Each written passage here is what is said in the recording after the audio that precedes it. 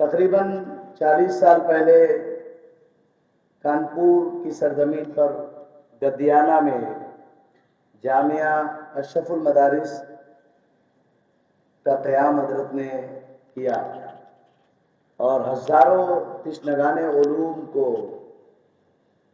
وہاں سے علم کی پیاس بجھانے کا ایک بہترین قلعہ حضرت نے قائم کیا ہے، جہاں پر عصری تقاضوں کے مطابق انگلش اور جو بھی ضروریات علم ہے، دنیاوی علم ہے، لڑکیوں کے مدارس، اور پھر آپ جب حضرت کو دیکھیں گے تو آپ آج کے دور میں جہاں یوٹیوب اور انسٹاگرام میں لوگ زیادہ تر چہروں کو پہچانتے ہیں، حضرت کی شخصیت پر میں کیا کہوں، صرف اتنا کہوں گا کہ حضرت کی ذات وہ ہے جس کو حضور سرکار کلام سرکار سید مدنی میاں حضور شیخ الاسلام کے نانا نے آج کئی سال پہلے، تقریباً 40-50 سال پہلے، 40 سال پہلے تقریباً حضرت کو خلافت و اجازت سے نوازا۔ یہ خلافت کوئی معمولی چیز نہیں ہوتی ہے۔ ہمارے بزرگان دین جن پر اعتماد فرماتے ہیں اور جن کے کاموں کو سراہتے ہیں، انہیں ہی یہ چیزیں عطا فرماتے ہیں۔ حضرت کے پروگرام کے لیے، تقریر سننے کے لیے ہمیں لاکھوں روپے کا خرچ کرنا پڑتا ہے، ایک بڑا اجتماع کرنا پڑتا ہے جہاں لاکھوں ہزاروں کا مجمع ہوتا ہے، لیکن ہماری یہ خوش نصیبی ہے کہ حضرت نے ہم سے محبت فرمایا اور آج کا یہ سنہرا موقع ہمارے قسمت میں حضرت نے عطا فرمایا۔ میں حضرت کا تہہ دل سے شکر ادا کرتا ہوں۔ حضرت ہمارے اور آپ کے درمیان تشریف لانے والے ہیں، جن کا نام نامی اسم گرامی حضور غازی اسلام، حضور مفکر اسلام، خطیب اعظم عالم اسلام، حضرت علامہ مولانا ہاشم اشرفی صاحب قبلہ دامہ ظلہ علینا، صدر و سربراہ اعلیٰ الجامعۃ الاشرفیہ اشرف المدارس گدیانہ کانپور، حضرت تشریف لانے والے ہیں اور حضرت کے خطاب نایاب سے آپ محظوظ ہیں۔ نعرہ تکبیر، نعرہ رسالت، حضور غازی اسلام، حضور پیر طریقت، حضور پیر طریقت، نعرہ رسالت۔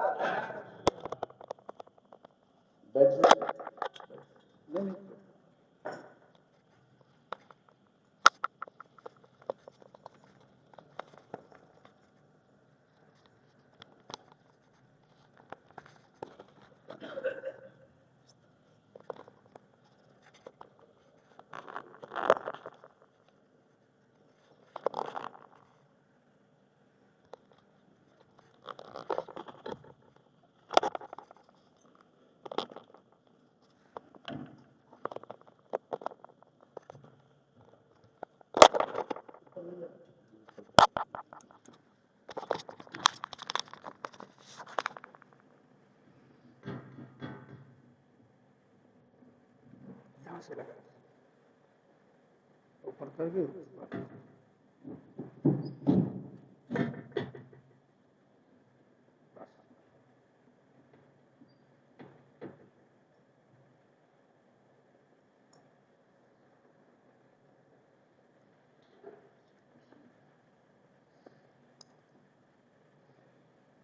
نحمدہ ونصلی علی رسولہ الکریم، اما بعد فاعوذ باللہ من الشیطان الرجیم، بسم اللہ الرحمن الرحیم۔ یسألونک عن الروح قل الروح من امر ربی، صدق اللہ مولانا العظیم و صدق رسولہ النبی الکریم، ونحن علی ذلک لمن الشاہدین والشاکرین والحمد للہ رب العالمین۔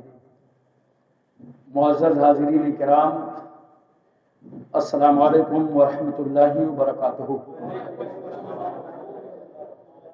آیت کریمہ کی فضیلتیں اور برکتیں حاصل کرنے سے پہلے آئیے ہم اور آپ انتہائی محبت اور عقیدت کے ساتھ اپنے آقا و مولا کونین کے دولہا،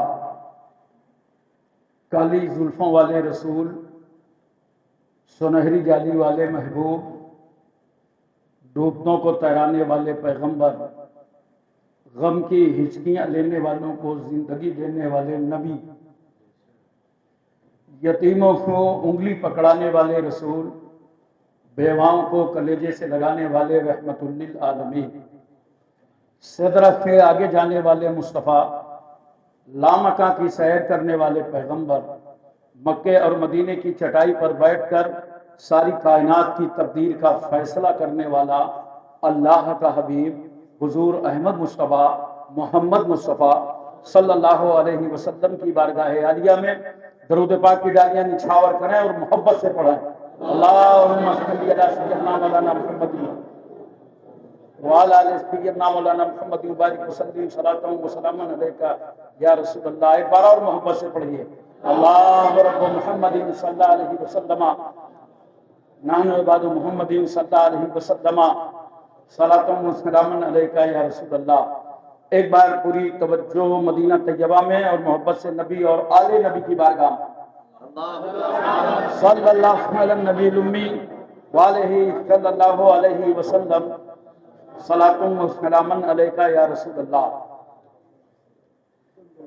محترم حضرات، آج ہمیں بڑی خوشی ہے کہ شہر احمد آباد میں آپ کی جامع مسجد میں روبرو ہونے کا موقع ملا اور ہمارے مخلص کرم فرما فاضل نوجوان حضرت علامہ مولانا محمد محسن رضا صاحب قبلہ مدد اللہ العلی والنورانی، انہوں نے محبت کا ساغر میمون حاضر کیا کہ آپ احمد آباد پہنچ رہے ہیں تو نماز جمعہ ہماری مسجد میں ادا کریں۔ احمد آباد آنے کے لیے ہمارے ساتھ میں عالی جناب سید خورشید عالم صاحب، صدر استقبالیہ آل انڈیا غریب نواز کونسل، اور میرے عزیز بیٹے حضرت مولانا مفتی محمد قاسم صاحب اشرفی مصباحی، اور میرے عزیز داماد حضرت مولانا قاری سید محمد قاسم برکاتی صاحب، اور یہ اساتذہ ہیں سب جامعہ اشرف المدارس گدیانہ کانپور کی۔ آج ہم لوگ پہنچے یہاں اور خاص طور سے حضور شیخ الاسلام کی زیارت کے لیے آئے، تو ان سے انشاءاللہ ملاقات کا شرف حاصل ہوگا۔ تھوڑی دیر آپ کی ملاقات ہماری رہے گی۔ اللہ تبارک و تعالیٰ قرآن پاک میں ارشاد فرماتا ہے، یسألونک عن الروح، اے پیارے رسول یہ آپ سے سوال کرتے ہیں کہ روح کیا ہے۔ قل الروح، اے مصطفیٰ آپ کہہ دیجئے کہ روح من امر ربی، وہ اللہ کا حکم ہے۔ ہمارے تمہارے اندر جو روح ہے یہ کیا ہے؟ یہ اللہ کا حکم ہے۔ دیکھو گاؤں والے بہت عقیدت میں بولا کرتے ہیں، جب ان سے پوچھو کیا حال ہے، کیسی گزر رہی ہے، تو کہیں گے سب اللہ کا حکم ہے، سب اللہ کے حکم سے اچھا ہے، سب اللہ کے حکم سے بہتر ہے۔ ان کو معلوم ہے کہ جسم میں جو سرایت کر رہی ہے روح، اسی کا نام حکم الہی ہے۔ آپ ذرا میں دیکھیے، جب روح نکلتی ہے تو پیر کی طرف سے نکلتی ہے اور مرنے والا فرشتے کو دیکھتا ہے۔ پیر کی طرف سے روح نکالا، مرنے والا سامنے دیکھ رہا ہے۔ پنڈلی پہ روح آئی، مرنے والا دیکھ رہا ہے۔ زانگ پہ روح آئی، مرنے والا دیکھ رہا ہے۔ کمر پہ روح آئی، مرنے والا دیکھ رہا ہے۔ سینے پہ روح آئی، مرنے والا دیکھ رہا ہے۔ چہرے پہ روح آئی، مرنے والا دیکھ رہا ہے۔ اب جیسے ہی فرشتہ سر سے پیچھے سے روح نکالتا ہے نا، تو مرنے والا دیکھ نہیں پا رہا مگر دیکھنے کی کوشش کر رہا ہے۔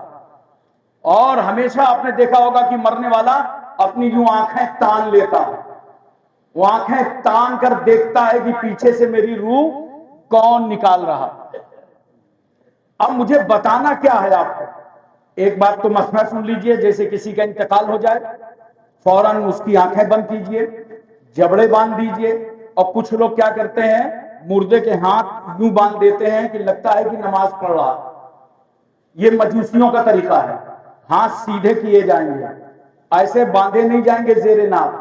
باندھ کے کیا بتانا چاہتے ہو اللہ تعالیٰ کو کہ پروردگار عالم یہ پکا نمازی تھا.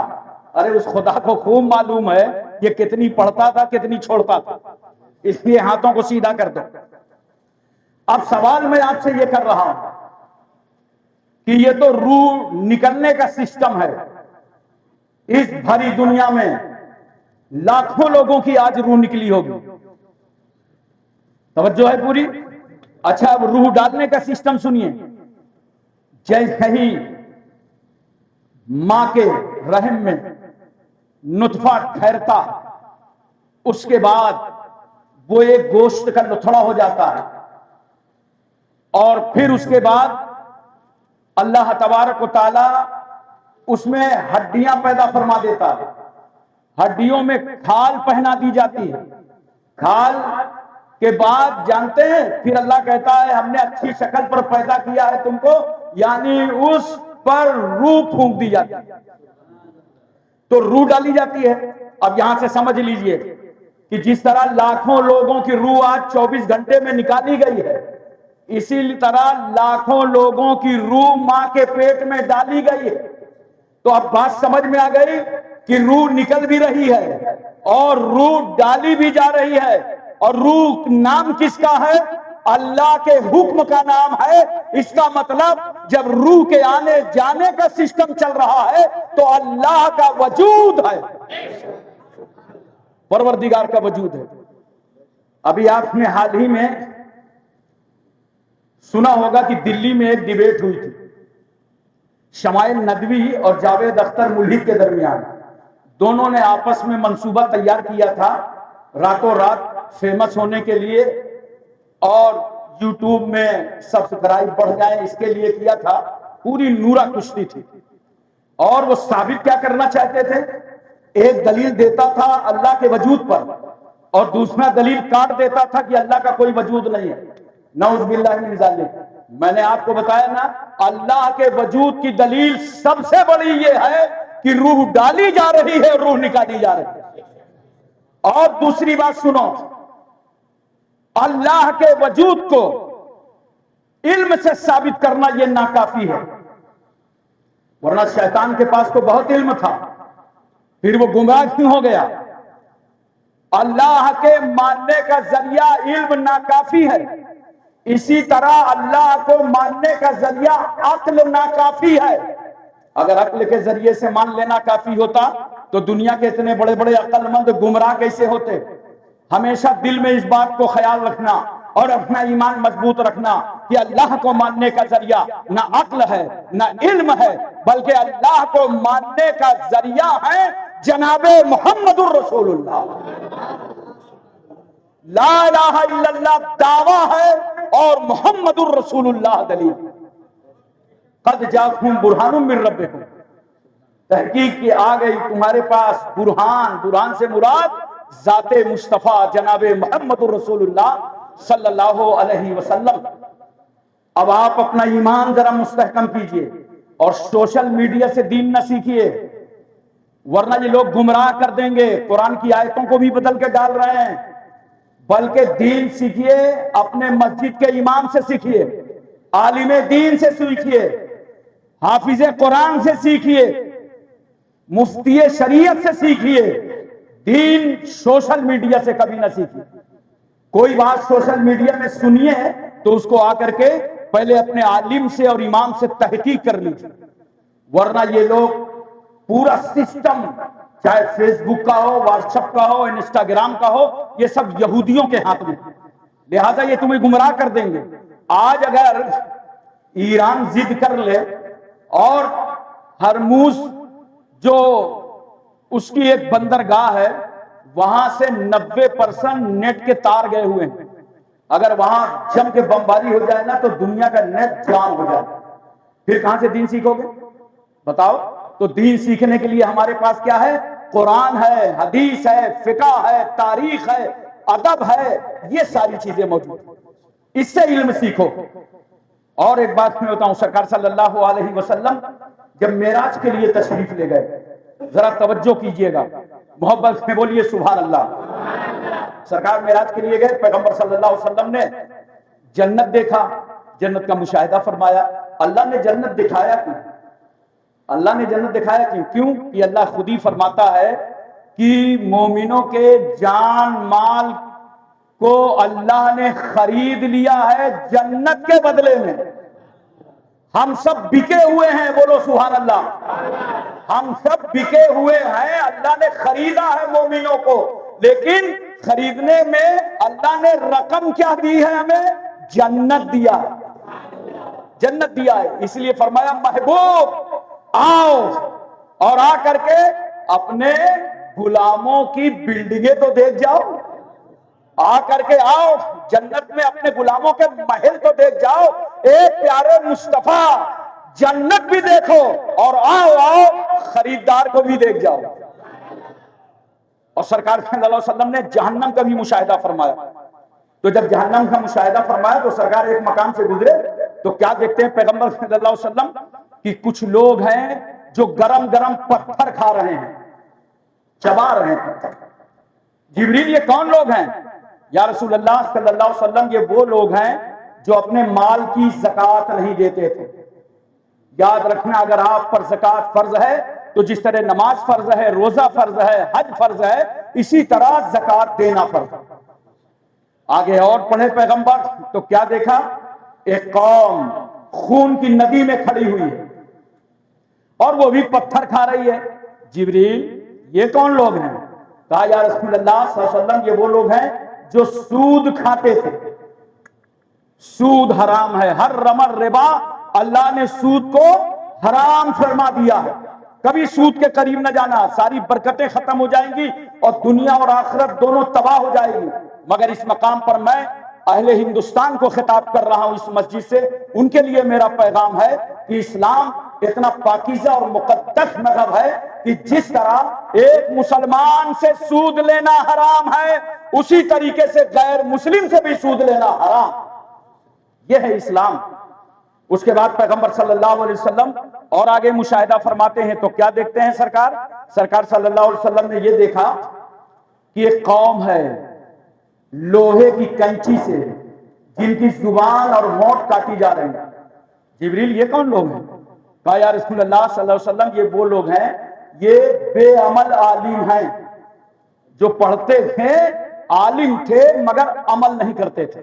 تو یاد رکھو جتنا تم کو اللہ نے علم دیا ہے, ضرور نہیں کہ پورے عالم بن جاؤ, جتنا بھی علم ہے اللہ نے تمہیں دیا ہے اس علم پر عمل ضرور کرو.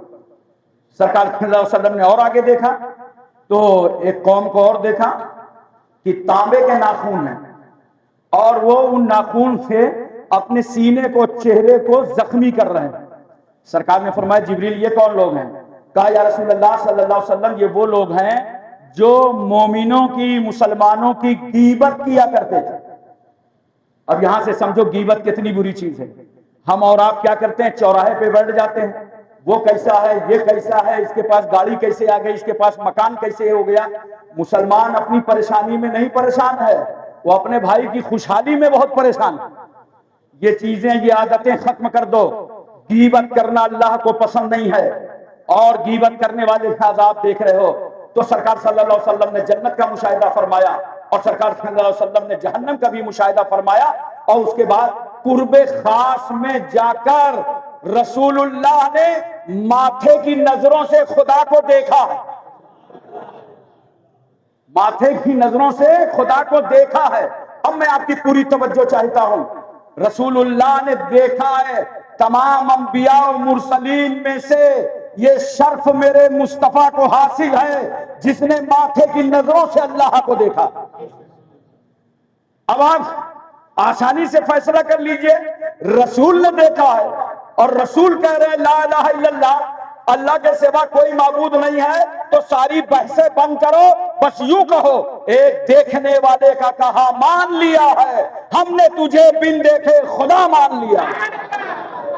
اعلیٰ حضرت فاضل بریلوی فرماتے ہیں اور کوئی غیب کیا تم سے نہا ہو بھلا, جب نہ خدا ہی چھپا تم پہ کروڑوں درود. دیکھو جیسے انبیاء و مرسلین دنیا میں آئے اپنی قوم کو کہتے تھے اور اعلان کرتے تھے، اے لوگو لا الہ الا اللہ، اللہ کو ایک مانو۔ اے آدم شفیع اللہ ہیں، عیسیٰ روح اللہ ہیں، موسیٰ کلیم اللہ ہیں، ابراہیم خلیل اللہ ہیں، جتنے نبی آئے، حضرت دانیال، حضرت ایوب، حضرت زکریا، حضرت یونس، حضرت یوشع، حضرت ابراہیم، حضرت اسماعیل، سب کہہ رہے ہیں اللہ ایک ہے۔ تو قوم ان سے پوچھتی ہے، یہ بتائیے اللہ ایک ہے تو آپ کو کیسے پتا چلا؟ آپ کو کیسے پتا چلا؟ تو نبی کہتے تھے فرشتے نے بتایا ہے، الہام ہوا ہے کہ اللہ ایک ہے، وحی کے ذریعے معلوم ہوا ہے کہ اللہ ایک ہے۔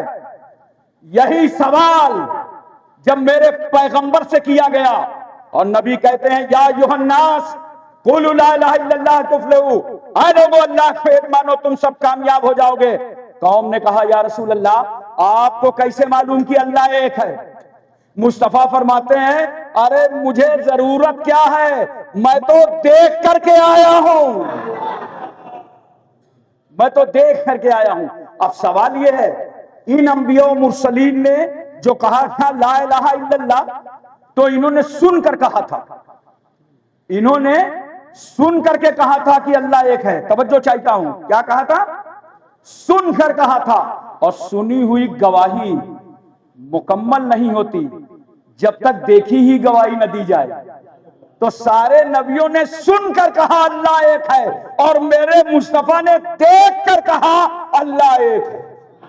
اِنَّا أَرْسَلْنَاكَ شَاهِدًا، اے محبوب ہم نے آپ کو شاہد بنا کر کے بھیجا۔ اس لیے دوستو ایک بات اور ذہن پہ رکھو، ایک سوال اس نے کیا تھا کہ 45 بچے غزہ میں مر گئے، اور یہ سوال آپ کے دماغ میں بھی آ سکتا ہے، اور میں چاہتا ہوں کہ کسی قسم کی گمراہی باقی نہ رہے۔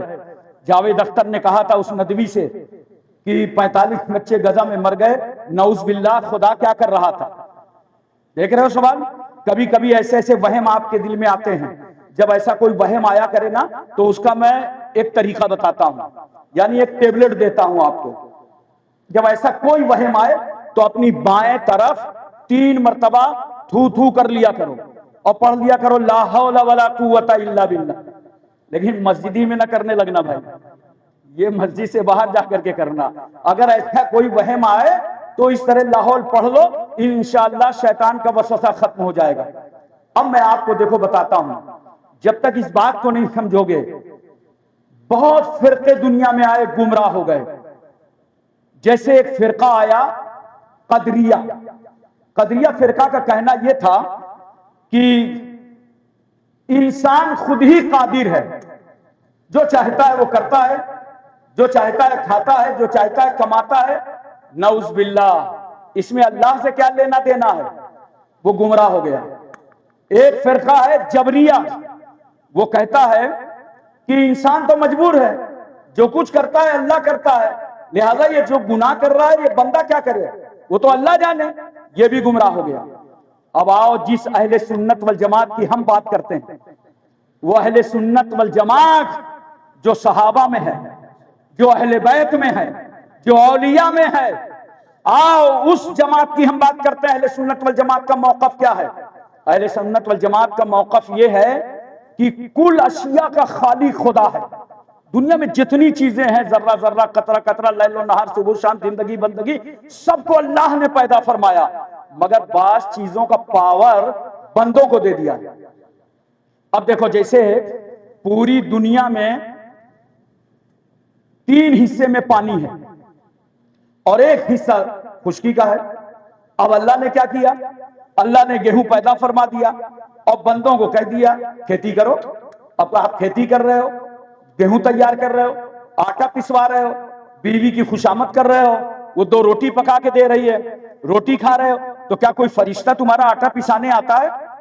کوئی روٹی بنوانے کے لیے آتا ہے؟ نہیں، یہ خالقیت اللہ نے بندوں کو دے دیا، یہ پاور اللہ نے بندوں کو دے دیا کہ یہ کام تم کرو۔ توجہ کیجئے، کپاس پیدا کرنا ہے تو اللہ نے کہا یہ پانی ہے، اسے پیدا کرو، پیدا کرنے کے بعد روئی نکالو، روح نکالو، ریشم نکالو، پھر کیا کرو؟ اس کو بنو، بیٹھ کر بننے کے بعد کپڑا تیار کرو، مارکیٹ سے جا کے خرید کر کے لاؤ، پھر درزی کے ہاں سلاؤ، درزی کاٹ کے سل رہا ہے، سوٹ تیار ہو گیا. یہ خالقیت اللہ نے بندے کو دے دیا. پانی اللہ نے پیدا کیا، کپاس اللہ نے پیدا کیا، اس کے آگے کا کچھ کام بندوں کے پاور میں دے دیا.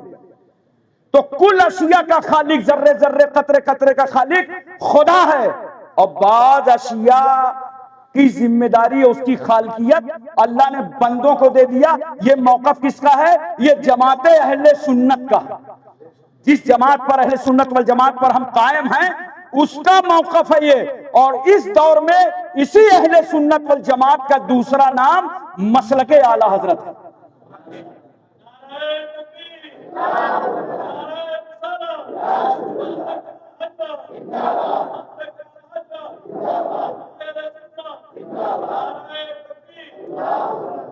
اب آئیے بہت ذہن قریب کر دوں میں 5 منٹ میں.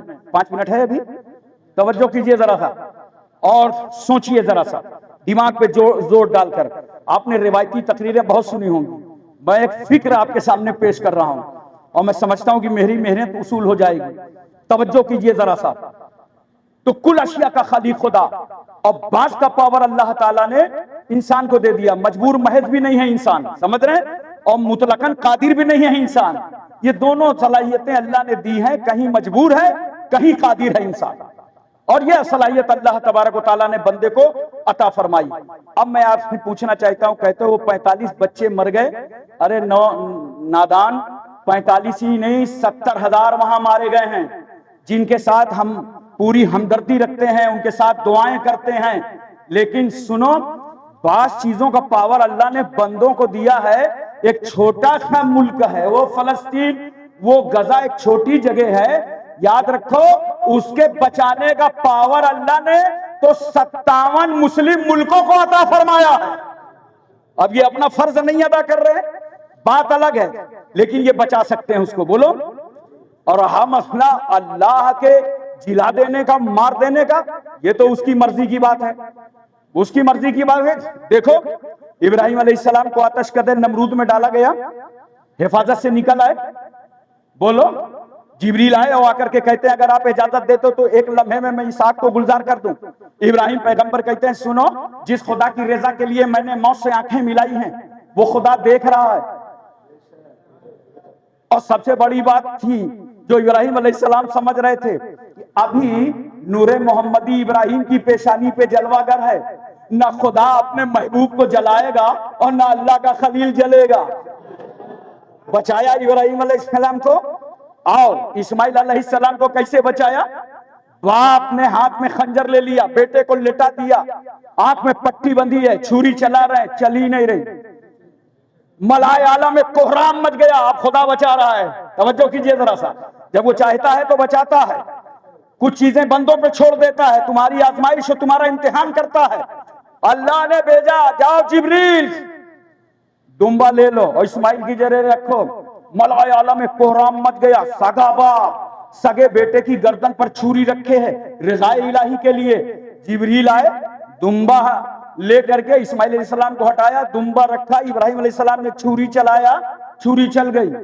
آنکھ کی پٹی ہٹائی تو کیا دیکھا کہ بیٹا سامنے کھڑے ہو کے مسکرا رہا ہے. ذبح ہونے والا تو یہ دمبا ہے. اب میں آپ سے ایک بات پوچھنا چاہتا ہوں، خون نکلا اسماعیل علیہ السلام کی گردن سے، لہو کا ایک قطرہ، لہو کی ایک بوند، خراش آئی، کوئی نس کٹی نہیں، مگر اللہ کیا فرما رہا؟ ابراہیم ہم نے تمہاری قربانی کو قبول فرما لیا. کیونکہ اللہ نیتوں کو دیکھتا ہے. ان کی نیت میں یہ تھا کہ میں بیٹے ہی کو ذبح کر رہا. دیکھا کیسا بچایا خدا نے، بچا رہا ہے. میں ایک بات آپ سے پوچھتا ہوں، وہی دریائے نیل موسیٰ علیہ السلام عصا مار کے اسی روٹ سے نکل گئے اور فرعون وہیں ڈوب گیا. موسیٰ علیہ السلام کو بچا دیا، فرعون کو ڈبو دیا. اور جب اللہ ہلاک کرنے پہ آتا ہے تو جانتے ہو وہ کہتا ہے کن فیکون، ہو جا، بس ہو جاتا ہے. ایک ہی مچھر کافی تھا نمرود کے لیے، اور مچھروں کو ٹریننگ نہیں دی گئی تھی کہ ایسے مارنا، ایسے اندر جانا ناک کے، اس طرح جانا، کوئی ٹریننگ نہیں دی. بس مچھر کو حکم ہو گیا کہ اسے ہلاک کر دو. ایک مچھر گیا ناک کے اندر اور اس کو نچایا پچھلے بندر، اسی سے ہو گیا زمین کے اندر۔ دیکھا کیسا اللہ نے ہلاک کر دیا اس کو۔ اور میں دوسری بات بتاتا ہوں، دیکھو ابرہا آیا تھا یمن کا بادشاہ کعبہ شریف پر حملہ کرنے کے لیے پوری فوج لے کر کے، اور آنے کے بعد سب کے جانوروں کو قید کر لیا، اپنی گرفت میں لے لیا۔ عبد المطلب کے بھی 200 اونٹ گرفتار کرا لیے۔ جب عبد المطلب کو معلوم ہوا تو وہ گئے اس کے پاس اور کہا یہ میرے اونٹ رہا کر دو۔ اس نے کہا میں رہا کر دوں گا، مگر شریف مکہ ایک بات تو بتائیے، میں تو کعبہ ڈھانے آیا ہوں، آپ اونٹ بچانے آئے ہیں؟ تو عبد المطلب نے کہا تھا ہاں ہاں، اونٹ کا مالک میں ہوں، اونٹ کی حفاظت مجھے کرنا ہے، اور کعبے کا مالک پروردگار عالم ہے، اس کی حفاظت وہ فرمائے۔ تو جانتے کیا ہوا؟ پڑھو 30ویں پارہ میں اللہ فرماتا ہے الم تر کیف فعل ربک باصحاب الفیل الم یجعل کیدہم فی تضلیل وارسل علیہم طیرا ابابیل ترمیہم بحجارۃ من سجیل فجعلہم کعصف ماکول۔ اس سورت میں جانتے ہو کیا بیان کیا گیا؟ اللہ فرماتا ہے محبوب کیا تم نے نہیں دیکھا کہ ہم نے ہاتھی والوں کے ساتھ کیا کیا؟ ہاتھیوں کا پورا لشکر لے کے آیا تھا ابرہا، ہاتھی والوں کے ساتھ کیا کیا؟ ہم نے ان پر ابابیل پرندے نازل کر دیے اور ان کا سارا داؤں گمراہی میں ڈال دیا، اور ان پرندوں کو ٹریننگ نہیں دی گئی تھی کہ آگے سے مارنا کہ پیچھے سے مارنا، ایسے مارنا ویسے مارنا، اس سائز کا پتھر لینا اس سائز کا پتھر لینا۔ پرندوں نے ٹونٹ میں پتھر لیا اور چونچ میں پتھر لیا، پنجوں پہ لیے، انہوں نے سمجھ لیا بس خدا کا حکم ہے کہ پورے لشکر کو ہلاک کر دو۔ ایسا برسے وہ پتھر لے کر کہ اگر آپ ترجمہ کرو انڈین ترجمہ کعصف ماکول کا تو یہ ترجمہ کرو کہ مار مار کے بھوسا کر۔ دیکھا توجہ ہے نا؟ جب خدا چاہتا ہے بچا لیتا ہے، اور جب چاہتا ہے خدا ہلاک کر دیتا ہے، اور جو پاور چاہتا ہے بندوں کو عطا کر دیتا ہے۔ اس لیے کبھی گمراہ نہ ہونا اور ہمیشہ ایمان مضبوط رکھنا، اور یہ سوچتے رہنا کہ یہ دور جو چل رہا ہے انشاءاللہ یہ بھی ہاتھ میں نہیں رہے گا، یہ نکل جائے گا، وقت ہمارا آئے گا، انقلاب آئیں گے، حالات بدلیں گے، ماحول میں تبدیلی ہوئے گی، پرچم اسلام لہرائے گا۔ کیوں کہ جب کعبے کو ڈھانے والا ابرہا کچھ نہ کر سکا تو دنیا کا کوئی چرواہا کیا بگاڑ لے گا؟ اس لیے دوستو اور بزرگوں، علماء کی صحبت اختیار کرو۔ صرف ہر بچے کے ہاتھ میں موبائل ہے، ہر 4 آدمی پر ایک موبائل، کیا اب تو ہر آدمی کے پاس موبائل ہے، رکشے والے بھی موبائل رکھتے ہیں، پیدل والے بھی موبائل رکھتے ہیں، لیکن موبائل کو ایسے سمجھو اتنا استعمال کرو جیسے استنجا خانہ دیکھا ہے تو استنجا لگ جائے تو مجبوری ہے نا استنجا کرنا، اس لیے اسی طرح موبائل کی جب ضرورت پڑے تب اس کا استعمال کرو۔ اور خاص طور سے اپنے گھر میں بچیوں کو ہدایت کرو، جوان بچوں کو پاسورڈ لگا دو، بلا ضرورت ان کے ہاتھ میں موبائل مت دو۔ کیوں؟ اس سے بڑی گمراہیاں آتی ہیں، بڑے حالات خراب ہوتے ہیں۔ واٹس ایپ کے ذریعے کتنی شادیاں ہو رہی ہیں، پہلے خون خون سے ملایا جاتا تھا، ہڈی ہڈی سے ملائی جاتی تھی، گھر گھر خاندان سے ملایا جاتا تھا، اب تو واٹس ایپ سے ملایا جا رہا ہے۔ بولو تو ہوتا کیا ہے؟ یہ تو ہو گیا۔ میں ان لوگوں بات کرتا ہوں جن لوگوں نے منصوبہ بنا رکھا ہے کہ کسی کلمہ پڑھنے والی لڑکی کو تم لے کر کے آؤ، 4 لاکھ روپے تمہیں ہم انعام دیں گے، انہیں پھنسا کے لاؤ، اسلام سے دور کرو، ان کے ماں باپ سے دور کرو، شریعت سے دور کرو، اور ان بچیوں کے ہاتھ میں جب موبائل آتا ہے تو وہ آسانی سے گمراہ ہو جاتی ہیں، لہذا ان کے ہاتھ میں موبائل مت دو۔ میں نے 40 بچیوں کی وہ رودات پڑھی ہے جن میں غیروں نے ان کو بلا کر پھسلا کر شادی کیا اور پھر ان کا قتل کر دیا گیا۔ ابھی حال میں ایک واقعہ ہے بریلی شریف میں، اسی طرح ہوا، 6 مہینے کے بعد وہ لڑکی بھاگ کر کے ماں باپ کے آئی، بیمار ہوئی، مر گئی، اور جب مر گئی تو اس کی نماز جنازہ پڑھانے کا سوال پیدا ہوا۔ وہ مرتدہ ہو گئی تھی نا، غیر کے ساتھ جا کے مرتدہ ہو گئی تھی، 7 پھیرے لے کر کے نکاح کر رہی تھی، تو جب نکاح پڑھانے کا، جب نماز جنازہ کا سوال آیا تو بریلی شریف میں کوئی امام اس کی نماز پڑھانے کو تیار نہیں ہوا۔ کیسے کیسے کرائے میں لا کے ان لوگوں نے کام چلایا، لیکن جب قبرستان لے گئے تو بریلی شریف کی کسی قبر میں اسے جگہ نہیں دی گئی۔ یہ باتیں بتاؤ، اپنے گھروں میں بتاؤ، بچیوں کو بتاؤ، ان کو آگاہ کرو اور انہیں سمجھاؤ کہ سنو، اسلام سے زیادہ حق کسی مذہب نے نہیں دیا، اور نہ اسلام سے زیادہ عزت کسی نے دی ہے۔ اسلام ہی ایسا مذہب ہے جس نے ایک بیٹی کو سب سے زیادہ عزت دی ہے، سب سے زیادہ حق ادا کیا ہے، اور ہر جگہ حق ادا کیا ہے۔ دیکھو، اگر باپ کے گھر میں پیدا ہوتی ہے تو باپ کے مال میں بیٹی کا حق، شادی ہو جائے شوہر کے مال میں بیٹی کا حق، اور اگر وہ ماں بن جائے تو بیٹے کے مال میں اس کا حق۔ یہ ہے اسلام۔ اللہ کی بارگاہ میں دعا ہے پروردگار عالم ہم کو اور آپ کو سب کو علم و عمل کی توفیق رفیق عطا فرمائے۔ وآخر دعوانا ان الحمدللہ رب العالمین۔ السلام علیکم۔